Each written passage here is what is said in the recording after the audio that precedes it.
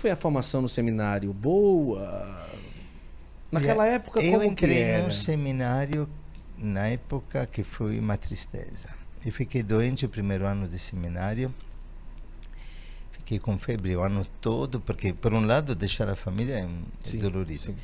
Por outro lado, encontrei uma situação muito triste. Era uma pouca época de crise do seminário. Pensa que dos primeiros padres, 3 casaram.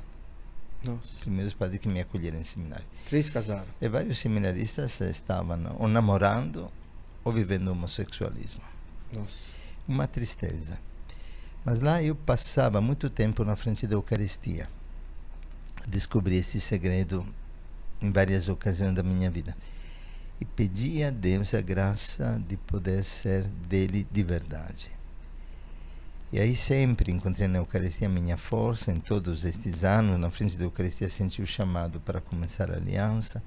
Na frente da Eucaristia, recentemente, o chamado para começar a Cidade da Misericórdia, um novo projeto que estamos levando em frente.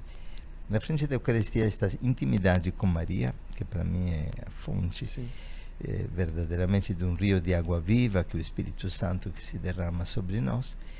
E foi lá que consegui vencer momentos difíceis.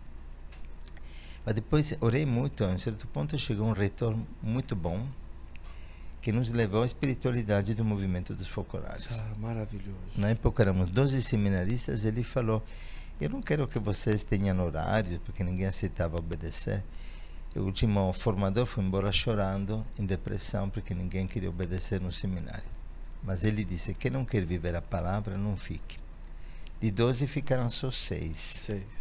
A partir daquela experiência ligada ao movimento dos focolares, chegaram 40 vocações em 2 anos. Nossa. E 100 jovens começaram a frequentar o seminário, que virou um centro de espiritualidade de juventude. E aí começou um movimento maravilhoso, mas eu tive já que viajar, porque era prevista uma etapa numa outra região desta congregação. Era a congregação... Era um seminário da congregação. De uma congregação de missionários xaverianos na época.